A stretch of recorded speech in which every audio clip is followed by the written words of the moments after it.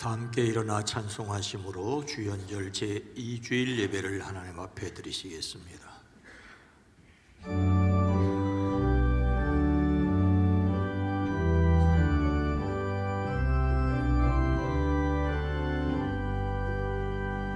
이 교회에 가하여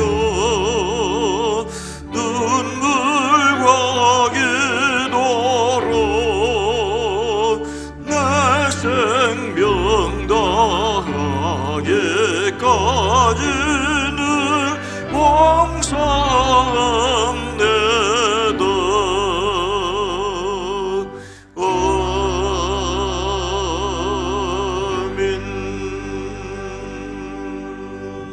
예수께서 이르시되 가라 내 믿음이 너를 구원하였느니라 하시니 그가 곧 보게 되어 예수를 길에서 따르니라. 아멘.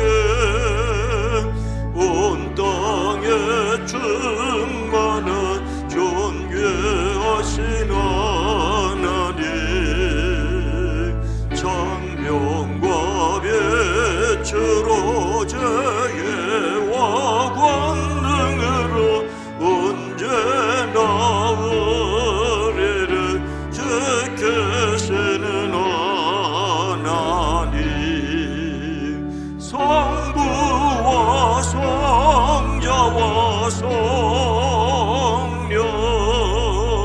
삼위의 하나님,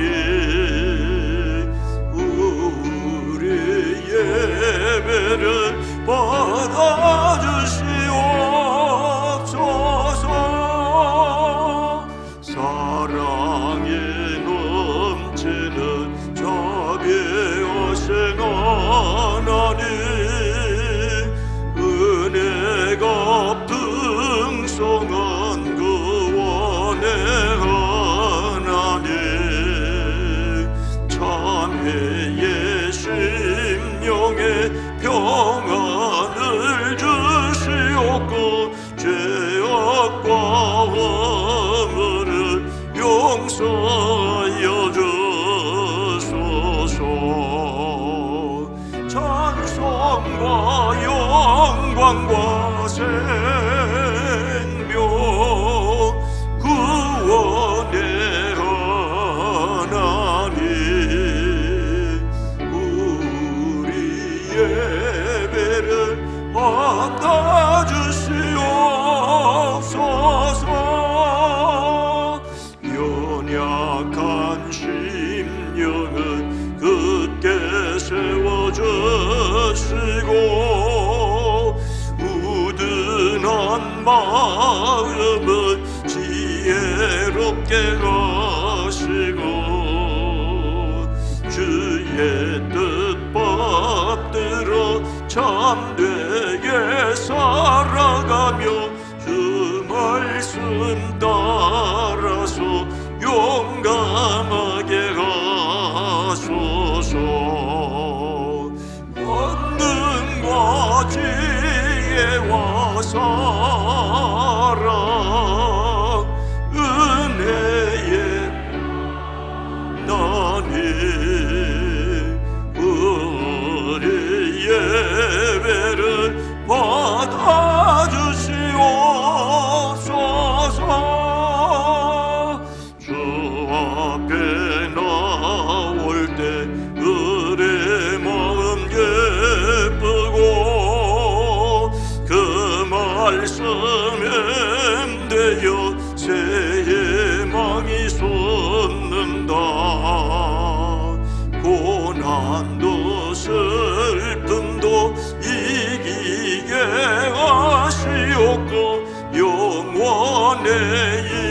이때여 살아가게 하소서.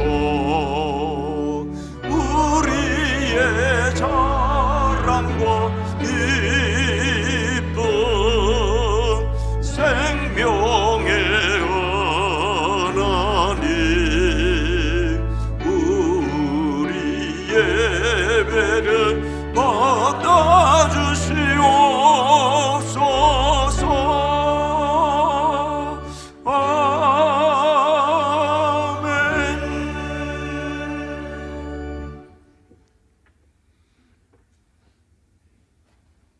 내가 전심으로 주께 감사하며 신들 앞에서 주께 찬송하리이다. 내가 주의 성전을 향하여 예배하며 주의 인자하심을 성실하심으로 말미암아 주의 이름에 감사하오리니, 이는 주께서 주의 말씀을 주의 모든 이름보다 높게 하셨습니다. 여호와여, 세상의 모든 왕들이 주께 감사할 것은 그들이 주의 입의 말씀을 들음이오며, 그들이 여호와의 도를 노래할 것은 여호와의 영광이 크심이니이다. 여호와께서는 높이 계셔도 낮은 자를 굽어 살피시며 멀리서도 교만한 자를 아심이니이다. 여호와께서 나를 위하여 보상해 주시리이다. 여호와여, 주의 인자하심이 영원하오니 주의 손으로 지으신 것을 버리지 마옵소서. 아멘. 전능하사 천지를 만드신 하나님 아버지를 내가 믿사오며 그 외아들 우리 주 예수 그리스도를 믿사오니, 이는 성령으로 잉태하사 동정녀 마리아에게 나시고 본디오 빌라도에게 고난을 받으사 십자가에 못 박혀 죽으시고 장사한 지 사흘 만에 죽은 자 가운데서 다시 살아나시며 하늘에 오르사 전능하신 하나님 우편에 앉아 계시다가 저리로서 산자와 죽은 자를 심판하러 오시리라. 성령을 믿사오며 거룩한 공예와 성도가 서로 교통하는 것과 죄를 사하여 주시는 것과 몸이 다시 사는 것과 영원히 사는 것을 믿사옵나이다. 아멘.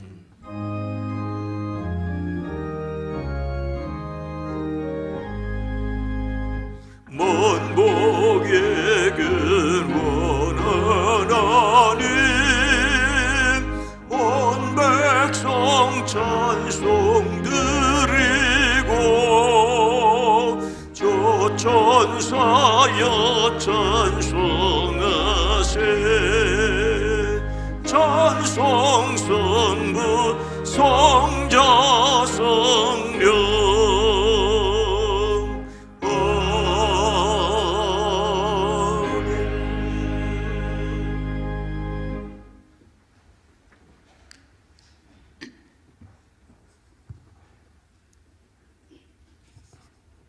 영광과 존귀를 받으시기에 합당하신 하나님, 은혜와 사랑을 감사합니다. 지난해도 은혜 가운데 살게 하시고 금년도도 은혜로 시작하게 하시니 감사합니다. 오늘도 먼저 주님께 올라와 예배드리게 하시니 감사함을 드립니다. 주님, 우리는 주님의 말씀대로 살아가려고 노력했지만 주님 뜻대로 살지 못하고 내가 가진 99가지에 감사하지 못하고 한 가지 없는 것으로 불평하고 원망하며 살지는 않았는지요. 주님, 저희들의 어리석음을 용서하여 주시옵소서. 이제 성경에 대한 지식을 자랑하지 말고 말씀대로 살아가게 하여 주시옵소서. 주님이 내 안에 계시어 동행하여 주시어 회개하고 주님께 돌아와 쉼을 얻고 구원받는 성도들 다 되어 우리의 삶이 항상 기뻐하고 쉬지 말고 기도하며 범사에 감사하는 삶으로 변화되어 최소한 우리 북수원의 성도들은 이 어두운 세상에서 빛이 되며 살아가게 하여 주시옵소서. 우리는 주님의 보혈의 능력을 믿습니다. 병마로 고통당하는 심령들이 십자가 보혈의 능력으로 깨끗하게 치유되고 회복될 줄 믿습니다. 주여, 도와주시옵소서. 오늘부터 지방 사경회가 있습니다. 먼저 강사님을 성령 충만케 하시고 말씀의 능력을 주시어 듣는 우리 모두가 은혜 충만히 받아 말씀과 기도로 무장하는 결단의 좋은 기회가 되게 하여 주시옵소서. 열악한 환경에서 말씀을 전하시는 선교사님들과 그 가족들을 먼저 건강케 하시고 어려움 당치 않게 하시어 선교지가 옥토가 되어 듣는 이마다 구원받는 역사가 일어나게 하여 주시옵소서. 이 시간에도 귀 쓰시는 목사님 말씀 전하실 때에 먼저 영육간에 강건하게 하시고 성령 충만케 하사 말씀을 듣는 우리 모두가 은혜 받는 시간 되게 허락하여 주시옵소서. 찬양으로 영광을 돌리는 시온 찬양대를 복주사 온전히 주님만 높여드리는 찬양 되게 하시고 안내와 주차, 식사 등 보이지 않는 곳에서 헌신하는 모든 성도들에게 주님 한없는 복을 내려 주시옵소서. 이 시간 예배를 온전히 주님께 의탁합니다. 주님 홀로 영광 받아 주시옵소서. 살아계신 예수님의 이름으로 기도하옵나이다. 아멘.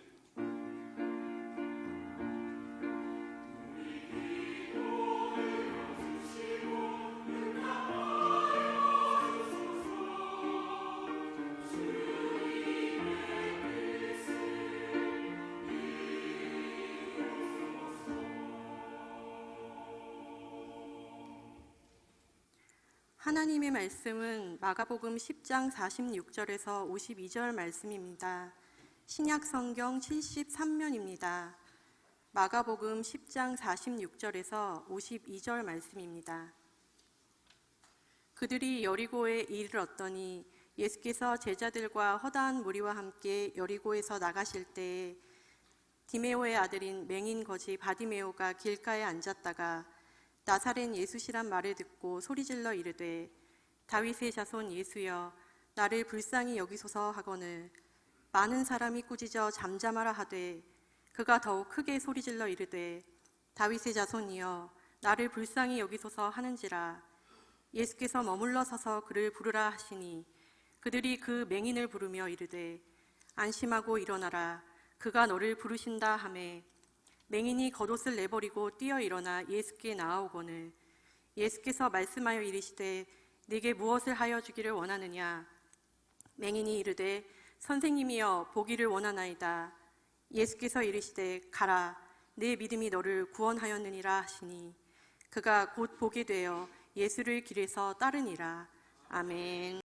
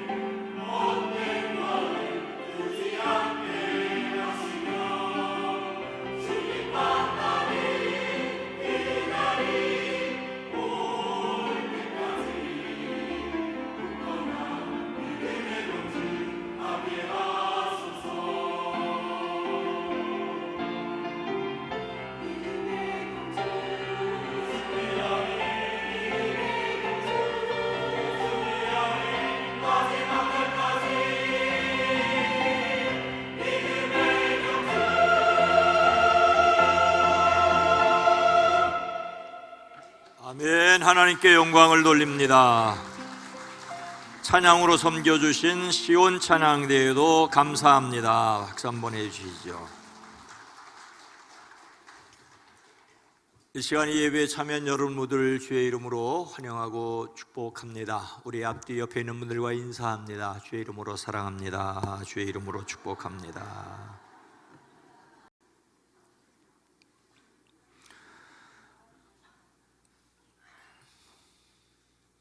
오늘도 함께 하시는 성령님으로 하나님께 영광을 돌리고 그 능력으로 예수님을 따르는 사람 되어지기를 소원하고 축복합니다. 제임스 어윈 대령은 1971년 아폴로 15호를 타고 달에 다녀왔습니다. 그는 말하기를 달에서 지구를 볼 때 그 광경은 너무나도 놀랍고 아름다웠다라고 말합니다. 제임스 어윈 대령은 1974년 여의도 광장에서 열린 엑스폴로 74 전도 집회의 참석자 빌레그램 목사님과 함께 우리나라를 방문했습니다. 그때 어윈 대령은 우주 비행사로서 경험을 바탕으로 신앙을 간증하였는데 많은 이들에게 깊은 인상을 남겼습니다. 그는 다음과 같은 내용도 간증을 하였습니다. 지구로 돌아오는 길, 캡슐을 타고 지구를 향하여 떨어지는데 세 개의 큰 낙하선이 펴져서 공기 저항을 받음으로써 조용히 안착해야 하는데 낙하산 하나가 펼치지 않았었다고 합니다. 비상수단이 통하지 않았고 휴스턴 사령부는 그야말로 난리가 났습니다. 그대로 떨어지면 우주인이 타고 있던 캡슐이 박살날 수도 있는 형편이었습니다. 그때 누가 뭐랄 것도 없이 하늘과 땅 위에 모두가 딱 한마디 기도하자라고 하였답니다. 하나님께 기도할 수밖에 없는 형편이라고 그들은 생각을 했지요. 캡슐을 타고 지구를 향하여 떨어지고 있는 어윈 대령은 하늘에서 기도를 했고 휴스턴에 있는 사람들은 땅에서 기도를 했다고 합니다. 근데 이상한 현상이 발생했다고 하지요. 느닷없이 바다에서 회오리바람이 일어나 치솟아 올랐습니다. 그 바람이 낙하산 셋이 펼쳐진 것과 같은 속도로 안전하게 떨어질 수 있게 했었답니다. 누가 뭐라고 해도 그것은 기적이었다고 어윈 대령은 말합니다. 난데없이 생겨난 그 회오리바람은 자연현상이 아니라 하나님께서 일으키신 기적이었다라고 말입니다. 그는 말합니다. 우주선은 휴스턴 사령탑에서 조종하는 줄 알았는데 그 뒤에 하나님이 계셨다는 것을 그 사건을 통하여 비로소 깨닫게 되었다고. 그리고 덧붙여 말하기를 사람은 하나님 안에서 살아가는 것이요 하나님의 손에 의하여 살아가는 존재라고 울먹이며 간증을 했습니다.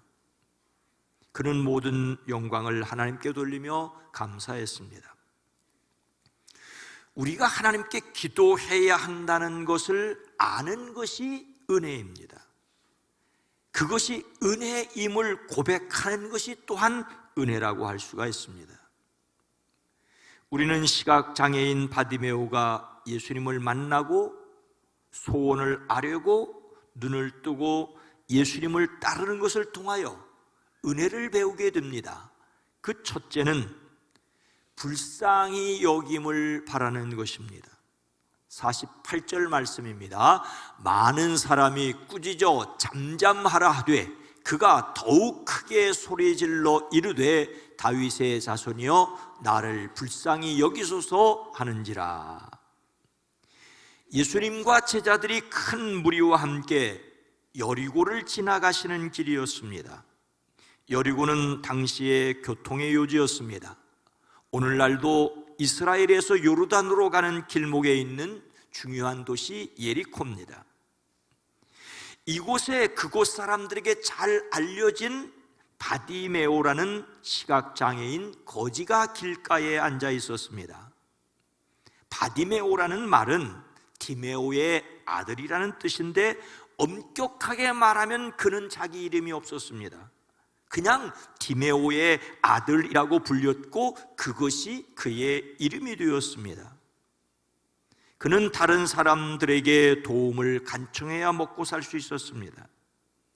아버지 디메오에게 물려받은 것이라고는 가난밖에 없었습니다. 더욱이 그는 시각장애인이었습니다. 변변한 이름조차 없는 가난한 시각장애인, 그가 받은 은혜가 무엇인지를 오늘 말씀을 통하여 알 수 있습니다.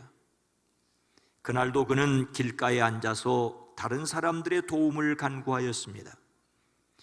시각에 장애가 있었던지라 청각이나 후각이 매우 발달했을 그였습니다. 그는 평소와 다른 많은 발걸음 소리를 들었습니다. 누구에겐가 무슨 일이라고 물었고 그가 들은 내용은 나사렛 예수님이 지나가신다는 것이었습니다. 그가 예수님에 관하여 언제 어떻게 무슨 말을 들었는지는 알 수 없지만 그가 예수님을 향하여 다윗의 자손 예수여라고 말한 것으로 보아 예수님을 다윗의 자손, 즉 메시아라는 말을 들었던 것 같습니다. 그는 나사렛 예수가 지나간다는 말을 듣자 소리를 질렀습니다. 마치 까마귀가 울부짖듯이 쉰 목소리로 크게 말하였습니다. 이 말은 공공장소에서 소리 높여 외쳐 부른다는 뜻인데 다른 사람들이 아랑곳하지 않고 목소리를 높였습니다. 어쩌면 그동안 구걸하기 위하여 목소리를 높여 왔다면 이것이 그가 가장 잘하는 일인지도 모르겠습니다. 많은 사람이 조용히 하라고 그를 꾸짖을 정도였습니다. 그는 다른 사람들이 시끄럽다고 입을 닫으라고 말할 정도로 목소리를 높였습니다. 사람들이 말리자 더욱더 큰 소리로 외쳤습니다. 더욱 크게 소리 질렀다는 말을 통하여 그가 얼마나 간절히 예수님을 불렀는지를 짐작할 수 있습니다. 그야말로 목숨을 걸고 외쳤습니다. 그는 예수님이 들으시도록 사람들이 그를 꾸짖어 잠잠하여 지라고 말하여도 굴복하지 않고 꿋꿋하게 외쳤습니다. 그런데 그가 외친 내용은 다윗의 자손이여 나를 불쌍히 여기소서라는 말이었습니다. 거듭해서 외친 말도 다윗의 자손이여 나를 불쌍히 여기소서였습니다. 다윗의 자손이란 말은 예수님을 그리스도, 즉 메시아로 고백한 것입니다. 지금 예수님은 십자가를 지기 위하여 예루살렘으로 올라가시는 길입니다. 제자들은 예수님이 가시는 그 길을 몰랐지만 그는 알았다는 것이 놀랍습니다. 그 예수님께서 자신을 불쌍히 여겨주시기를 목소리를 높여 간절하게 외쳤습니다. 불쌍히 여긴다는 말은 도움을 준다, 특히 하나님의 은혜로 치근히 여기는 것을 뜻합니다. 그는 간곡하게 하나님의 은혜를 구했습니다. 그가 예수님을 다윗의 자손으로 자신을 불쌍히 여기시기를 간구한 것이 그가 바로 받은 은혜였다고 볼 수 있습니다. 더욱이 많은 사람이 꾸짖어 잠잠하라는 형편이었습니다. 그를 말렸던 사람이 한두 사람이 아니었던 것을 볼 수가 있습니다. 어쩌면 예수님의 제자들 가운데서도 그가 외치지 못하게 하는 사람이 있었을 것입니다. 그들은 꾸짖었습니다. 비난하고 책망했습니다. 어떤 사람은 내가 감히 어떻게 그렇게 말할 수 있느냐라고 따지기까지 하였습니다. 그는 사람들에게서 침묵을 강요당하였습니다. 하지만 그는 예수님을 메시아, 그리스도라고 부르며 불쌍히 여기시기를 간절히 구하였습니다. 그가 어떻게 예수님을 다윗의 자손이라고 하였는지, 자신을 불쌍히 여기기를 그렇게 간절하게 구하게 되었는지를 생각해 볼 수 있습니다. 그는 다른 사람의 도움을 받아야 살 수 있는 거지였기에 생존 본능에 의하여 굴하지 않고 소리를 높였을 수도 있습니다. 이번 기회가 아니면 기회가 영영 다시 오지 않을 것이라는 직감에 그렇게 간절하였을 수도 있습니다. 그가 살아온 세월 속에서 원하는 것을 얻을 수 있을 때는 때가 있다는 경험 때문이었을 수도 있습니다. 그러나 생존 본능이나 직감이나 또는 경험이 아니라 은혜의 차원이었다는 것을 우리는 볼 수 있습니다. 그가 예수님을 다윗의 후손으로 고백하고 자신을 불쌍히 여김을 받아야 할 사람으로 알았다는 것은 그에게 임한 하나님의 은혜였습니다. 예수님을 그리스도로 고백하였던 베드로처럼 그것을 알게 하였던 분은 하나님이셨습니다. 빌립보 가이사라에서 예수님을 그리스도라고 고백한 베드로에게 예수님께서 하신 말씀은 너에게 이것을 알려주신 분은 사람이 아니라 하늘에 계신 나의 아버지시다라고 하였습니다. 베드로가 예수님을 그리스도로 고백한 것은 그 자신의 경험이나 혈연이나 지식에 의한 것이 아니라 주님의 은혜였습니다. 우리가 예수님을 그리스도로 믿는 것도 마찬가지입니다. 성경은 예수님을 맞아들인 사람, 영접한 사람에게 하나님의 자녀가 되는 권세를 주셨는데 이는 혈통으로나 육정으로나 사람의 뜻으로 나지 아니하고 오직 하나님께로부터 난 자들이라고 하였습니다. 성령님께서 도와주시지 않으시면 누구라도 예수님을 주님이라고 고백할 수 없습니다. 타락하여 하나님의 형상을 잃은 사람에게 예수님을 주님이라고 부르고 불쌍히 여겨주시기를 구하는 것은 이미 주어진 은혜였습니다. 이미 주어진 은혜라는 뜻에서 선제은총이라고 말합니다. 하나님께서 먼저 사랑하셨습니다. 바디메오가 예수님을 다윗의 자손이라고 자신을 불쌍히 여겨주시기를 간절히 구하였던 것이 그가 먼저 받은 은혜였습니다. 우리 역시 먼저 사랑하여 주신 하나님의 은혜로 하나님께로 나아갑니다. 자신의 믿음이 하나님의 은혜임을 확신하시기를 주의 이름으로 축복합니다. 시각장애인 바디메오가 받은 은혜는 또 무엇이었습니까? 두 번째로 은혜는 바라고 원하는 그 내용을 바로 아는 것입니다. 51절 말씀입니다. 예수께서 말씀하여 이르시되 내가 무엇을 하여 주기를 원하느냐? 맹인이 이르되 선생님이여 보기를 원하나이다. 예수님께서 제자들에게 자기가 예루살렘에서 당할 일을 이미 말씀하셨습니다. 보라, 우리가 예루살렘으로 올라가노니 인자가 대제사장들과 서기관들에게 넘겨지매 그들이 죽이기를 결의하고 이방인들에게 넘겨주겠고 그들은 능욕하며 침 뱉으며 채찍질하고 죽일 것이나 그는 3일 만에 살아나리라. 지금 이 길은 예수님께서 예루살렘으로 올라가시는 마지막 길이었습니다. 그런데 세베대의 아들 야고보와 요한 두 제자가 예수님께 그 길에서 다가와 말합니다. 선생님, 우리가 요구하는 것은 무엇이든지 해주기를 바랍니다. 물으시지요. 내가 너희에게 무엇을 해주기를 바라느냐? 그들이 대답합니다. 선생님께서 영광을 받으실 때 우리 둘 중에 하나는 선생님의 오른쪽에 하나는 왼쪽에 앉게 하여 주십시오. 지금 예수님은 십자가를 지기 위해 예루살렘으로 올라가시는 길입니다. 그곳에서 고난을 겪고 돌아가실 것을 이미 말씀하셨습니다. 그런데 제자들은 예수님이 로마 군대를 무찌르고 왕이 되실 것이라고 오해하고 있었습니다. 예수님이 그들에게 말씀하십니다. 내가 마시는 잔을 너희가 마시고 내가 받는 세례를 너희가 받을 것이다. 그러나 내 오른쪽과 왼쪽에 앉는 그 일은 내가 허락할 수 있는 일이 아니다. 정해진 사람들에게 돌아갈 것이다. 예수님은 자신을 따르는 사람들이 받을 고난을 미리 말씀하셨습니다.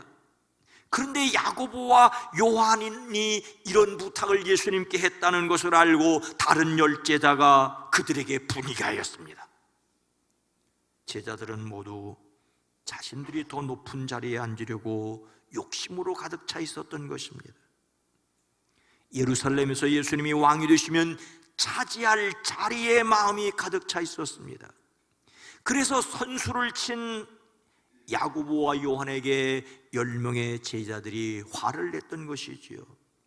그래서 예수님께서 그들을 가던 길에서 가까이 불러놓고 너희 가운데서 누구든지 으뜸이 되고자 하는 사람은 모든 사람의 종이 되어야 한다.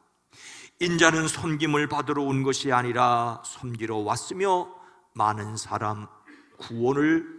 사람을 구원하기 위하여 치를 몸값으로 자신의 목숨을 내어주려 왔다라고 하셨습니다. 제자들이 몰랐습니다. 어쩌면 바디메오가 예수님을 다윗의 자손이라고 부른 것은 예수님을 정치적인 메시아로 오해한 것일 수도 있습니다. 하지만 그것이 시각장애인 거지 바디메오의 고백이었습니다. 그래서 이렇게 말하고 자신을 불쌍히 여겨주시기를 간절히 구할 수 있는 것이 그가 받은 은혜였다고 말씀을 드렸습니다. 그런데 그가 받은 더 놀라운 은혜가 있었습니다. 그가 간절히 부르짖을 때 예수님께서 걸음을 멈추셨습니다. 그의 부르짖음은 예수님의 걸음을 멈추게 했습니다. 걸음을 멈추신 예수님께서 바디메오에게 조용히 하라며 꾸짖던 사람들에게 그를 불러오라고 하셨죠. 그것이 바로 그가 받은 진짜 은혜입니다. 바디메오는 사람들이 용기를 내어 일어나시오, 예수께서 당신을 부르십니다라고 말하자 자신의 겉옷을 벗어 던지고 벌떡 일어나서 예수님께로 왔습니다. 이것은 부르심의 응답입니다. 그가 부르짖었고 예수님이 오라고 하시자 겉옷을 벗어 던지고 벌떡 일어나서 예수님께로 왔습니다. 이것 또한 은혜이지요. 주님이 그에게 물으십니다. 내가 너에게 무엇을 하여 주기를 바라느냐? 예수님께서 이렇게 물으신 것이 그가 받은 또 하나의 은혜였습니다. 예수님께 간절히 부르짖고 예수님께 가까이 오라 하시는 말씀을 듣고 예수님께서 소원을 묻고 응답하시는 은혜가 여러분 모두에게 있어지기를 주의 이름으로 축복합니다. 그에게도 우리에게도 이것은 모두 은혜입니다. 그런데 그것보다도 더 크고 놀라운 은혜가 있습니다. 내가 너에게 무엇을 하여 주기를 바라느냐고 예수님께서 물으시자 그는 내가 다시 볼 수 있게 하여 주십시오라고 대답하였습니다. 돈을 달라고 먹을 것을 달라고 말하지 않고 눈뜨기를 원한 것이 그가 바라는 근본적인 소원이었습니다.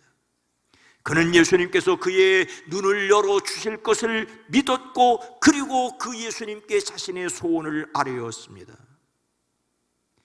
그가 자신이 원하는 것을 예수님께 기도해야 할 것을 알았다라고 하는 것이 바로 그가 받은 또 하나의 은혜였습니다.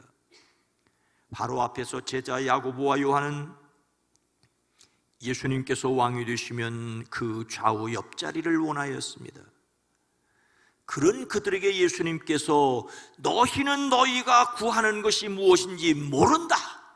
너희는 너희가 구하는 것이 무엇인지 모른다라고 말씀하셨습니다. 예수님의 제자인 야고보와 요한은 몰랐습니다. 다른 10제자도 몰랐습니다.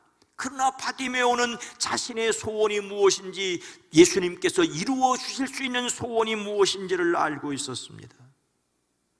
사도 바울은 에베소 교회에 하나님께서 지혜와 계시의 영을 주셔서 그들이 하나님을 알게 하시기를 구하였습니다. 예수님을 믿을 수 있는 것도 은혜이고 하나님을 아는 것도 은혜이고 정말로 자신에게 필요한 것이 무엇인지를 아는 것도 은혜입니다.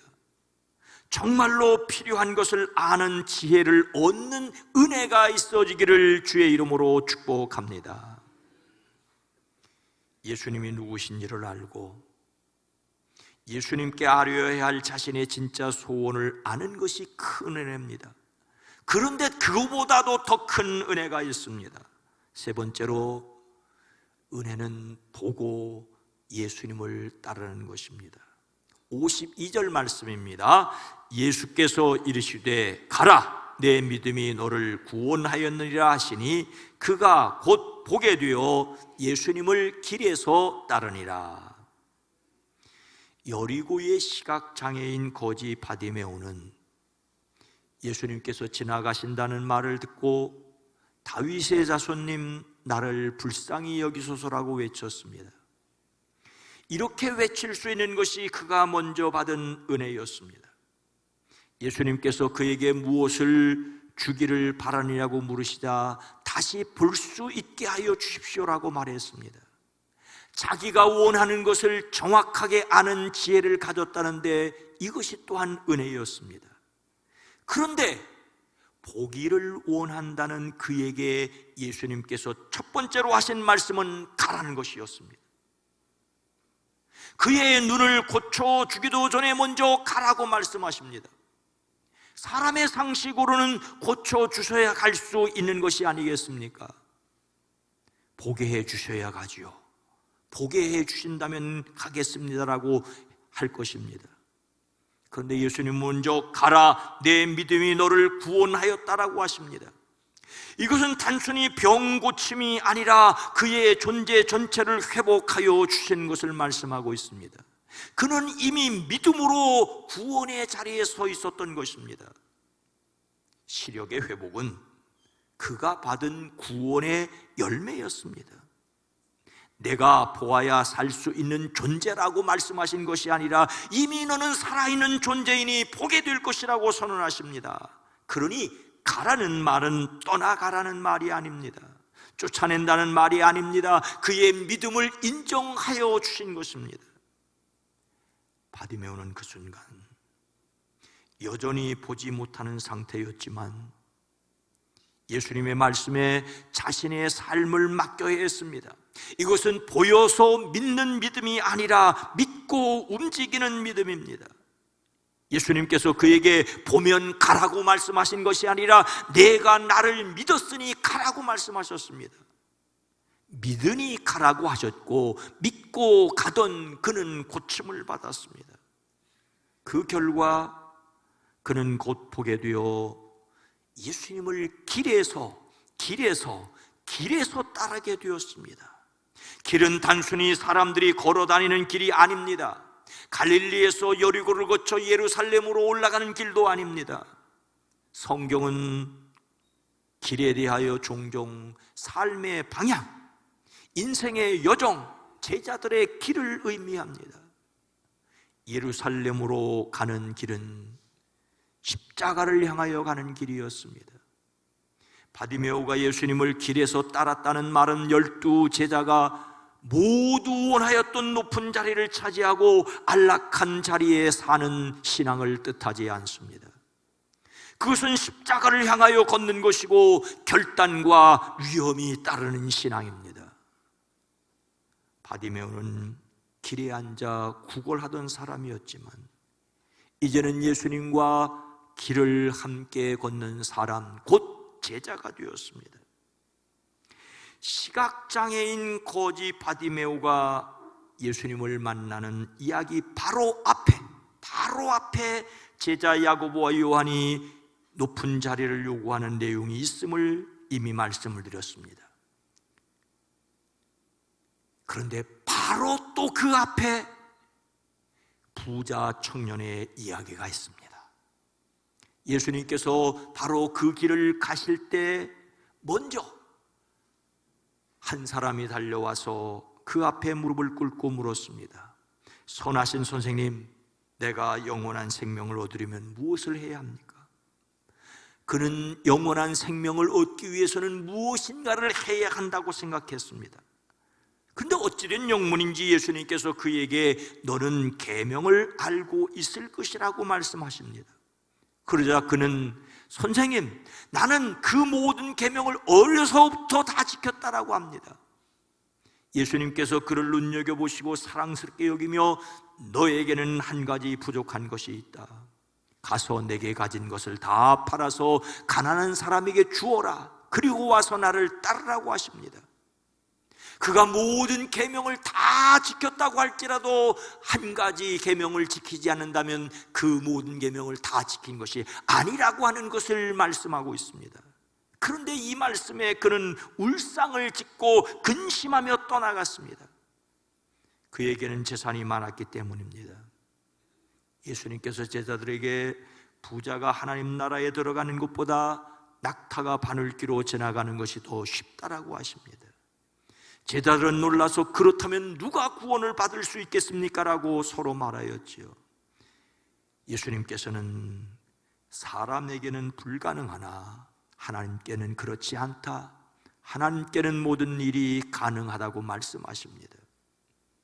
예수님께서 길을 떠나 가시는데 달려와서 그 앞에 무릎을 꿇었던 그 부자 청년 관원은 울상을 짓고 근심하며 떠나갔는데 제자들은 힘 있는 자리를 차지하기 하기 위해서 그 길에서 서로 다투었는데 바디메오는 그 길에서 예수님을 따랐습니다. 그는 믿음으로 구원을 받았고 비로소 눈을 뜨게 되었고 예수님을 따르는 제자가 되었습니다. 눈을 뜨는 사람보다 길을 따르는 사람을 예수님은 원하십니다. 보게 되면 가라고 말씀하지 않으시고 믿으니 가라고 하십니다. 눈을 뜨게 되는 것이 목적이 아니라 구원받는 사람이 걷게 되는 길이 목적이었습니다. 사람들은 종종 이렇게 말합니다. 나에게 무엇을 해주시면 믿겠나이다. 보여주시면 따르겠나이다. 그러나 예수님께서는 여전히 이렇게 말씀하십니다. 가라! 내 믿음이 너를 살렸다. 그리고 걸어 나가는 순간 비로소 보게 됩니다. 그러니 예수님을 향하여 부르짖는 것도 은혜고 자기가 원하는 것을 아는 것도 은혜지만 삶의 방향을 돌려 예수님을 따르는 것이 가장 큰 은혜라고 할 수 있습니다. 사랑하는 성도 여러분, 한 사람이 낯선 도시에 들어섰습니다. 길 곳곳에 표지판이 세워져 있습니다. 그는 표지판을 보면서 고개를 끄덕거렸습니다. 하지만 그 이상 그는 한 발도 움직이지 않았습니다. 옆에 있던 사람들이 그에게 말합니다. 표지판을 보지 말고 그 표지판을 따라가십시오. 그는 걸어가야 할 방향을 알고 있었습니다. 표지판을 그대로 믿는다면 그는 그 길을 따라서 걸어가야만 했습니다. 그런데 길을 설명해 주는 말만 믿었지 그 길을 믿고 따르지는 않았습니다.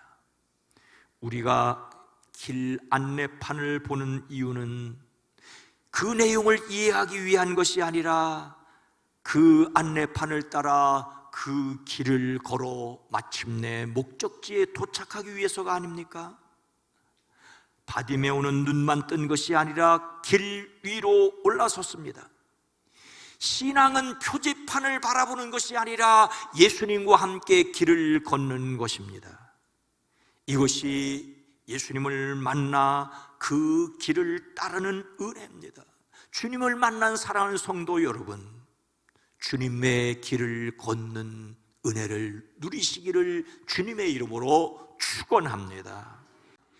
거룩하신 하나님, 예수님을 그리스도로 믿고 고백하는 것도 은혜이고 진정 우리의 삶에 필요한 것이 무엇인지를 아는 것도 은혜이지만 믿음으로 주님을 따르는 것이 더욱 큰 은혜임을 기억하고 우리가 헤아려 알 수 없는 것들이 많이 행여 있다 할지라도 주님을 믿기에 주님과 동행하는 저희들 되어지게 하옵소서. 그리스도이신 예수님의 이름으로 간절히 기도드리옵나이다.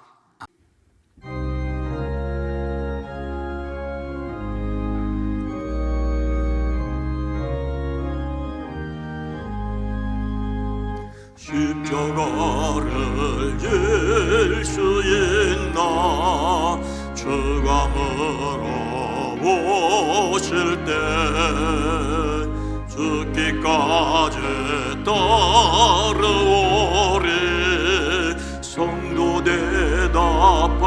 하였다.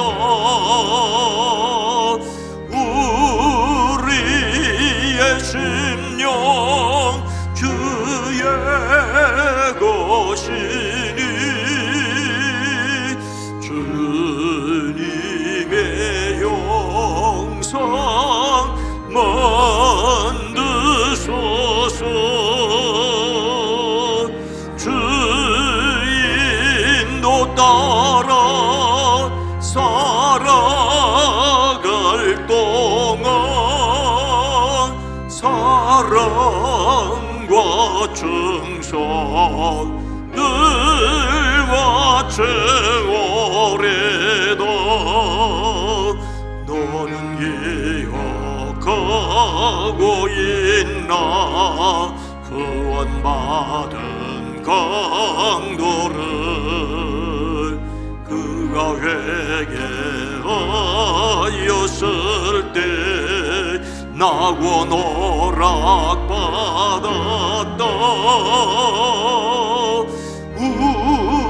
우리의 심령 주의 것이니 주님의 영상 만드소서. 주인도 따라 살아갈 동안 사랑과 충성 늘와 채워래다. 걱정 근심 모든 그늘 너를 들어 높을 때 주께 내 영 맡기겠나 최후 승리 믿으며 우리의 심령 주의 것이니 주님의 영상 만드소서. 주인도 따라 살아갈 동안 사랑과 충성 늘와 채워래다. 이런 일 다 할 수 있나 주가 물어보실 때 용감한 자 바울처럼 선뜻 대답하여라.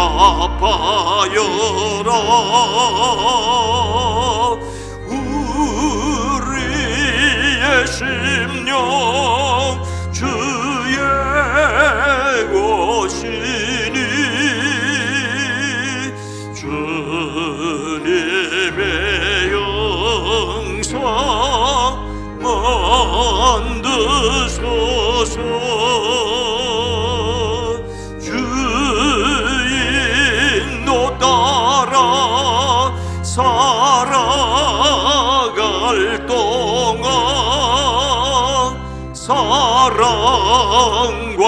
충성 늘와 채워래다.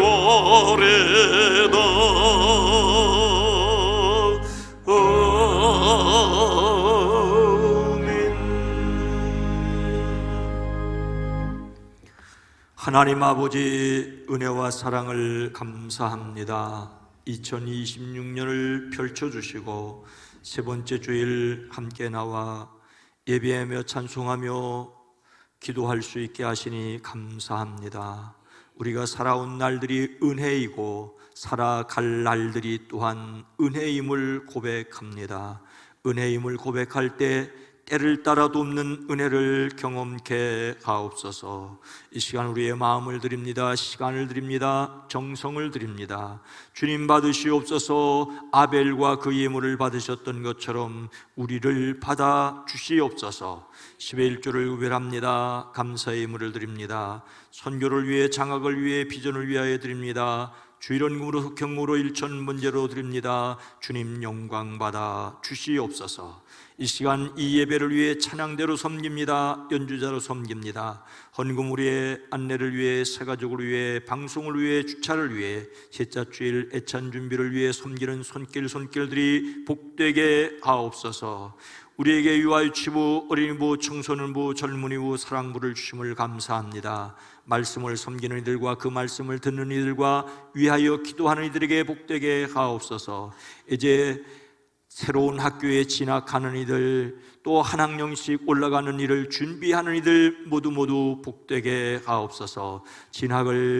대학 진학을 위해서 고생하는 이들, 고민하는 이들, 주님께서 지혜와 좋은 선한 길을 열어 주시옵소서. 전도하고 기도하고 속회로 모이는 일들이 더욱 확장되어지게 하옵소서.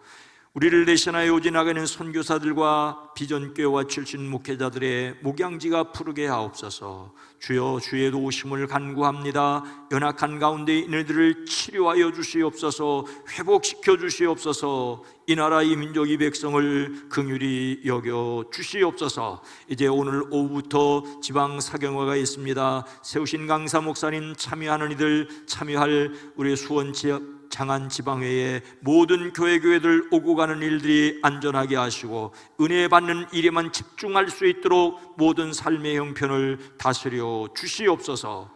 예수님의 이름으로 축복하여 간절히 기도드리옵나이다. 아멘.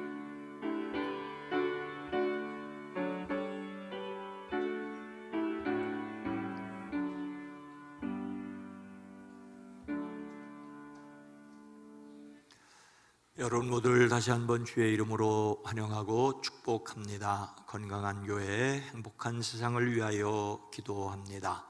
오늘은 주현절 두 번째 주일입니다. 주님이 세상에 드러나셨던 것처럼 우리가 또한 세상에 소금과 빛으로 드러나기를 원합니다.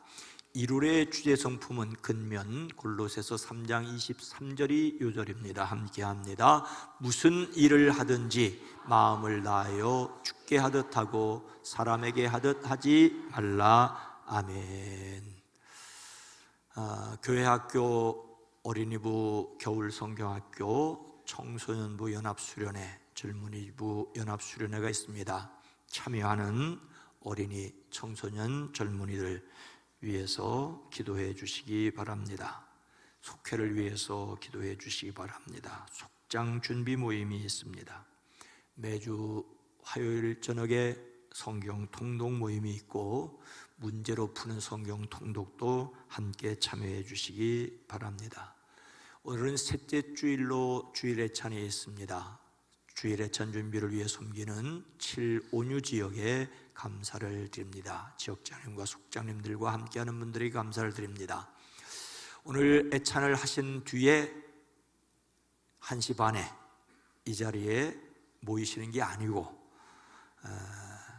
좀 시간을 두시고 성도를 교제를 한 다음에 2시 반에 이 자리에 모여서 사경회를 참석합니다. 애찬 후에 성도 교제하시고 참여하십니다. 오늘 오후 시간, 그리고 월요일, 화요일, 수요일 새벽과 저녁 이렇게 진행됩니다. 박윤호 목사님, 아주 젊은 목사님이, 저도 한번 뵌 적이 없는데, 말씀을 들은 적도 없는데 지방 감리사님과 그 교육부 총무이 추천을 해서 그 추천을 믿고 모시게 됐는데 젊은 목사님이라고 그래요. 그래서 하여튼 여러분 한번 참여해서 말씀을 듣고 또 찬양과 안내로 섬기며 은혜 받는 일에 집중하시기 바랍니다. 우리 교회에서 별도로 신년 부흥송회를 하지 않기 때문에 여러분들이 이 시간 7시간입니다. 7시간 함께 참여해 주시기 바라고, 혹시 여러분 중에 그 장로님들 말고 다른 교회에서 지방 집회할 때 새벽 예배에 참석하신 분 계세요? 거의 없을 거예요. 거의 없을 거예요. 장로님들 외에. 그런데 이번에는 우리 교회에서 하니까 새벽 시간에 무슨 말씀 드리려고 하냐면은 그 교회도 그 지방에서 모일 때에 지방 집회라고 하지만 새벽 시간에 장로님들 밖에는 참여하는 분들이 없고, 왜? 우리 북수원 교회도 안 갔으니까. 그러면 이 집회는 북수원 교회인들이 참석해서 은혜를 받으셔야 된다는 말씀이에요. 그래서 함께 해주시고, 또 뭐 화요일, 수요일은 좀 춥다고 그랬는데 뭐 겨울이 춥지요, 여름이 춥겠습니까? 함께 은혜 받는 일에 함께 해주시기 바랍니다. 주차선 일부가 지워졌는데 주차 시에 차간 거리에 유의하시고 안전 운행하시기 바랍니다. 기획위원회 오늘 점심 식사 후에 1시부터 2층 교제실에서 모입니다. 다 함께 일어나서 함께 찬송하겠습니다.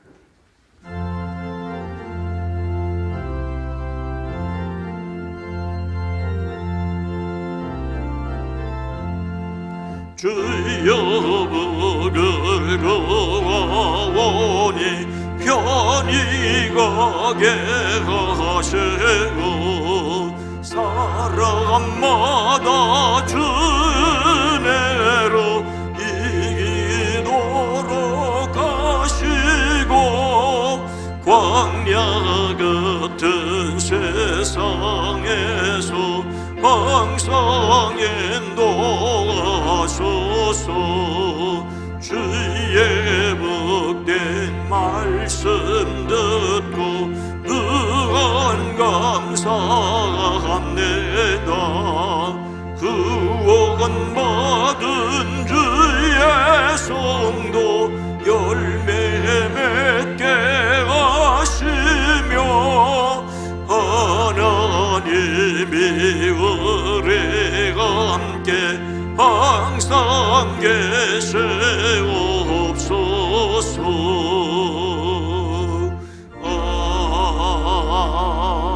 아멘.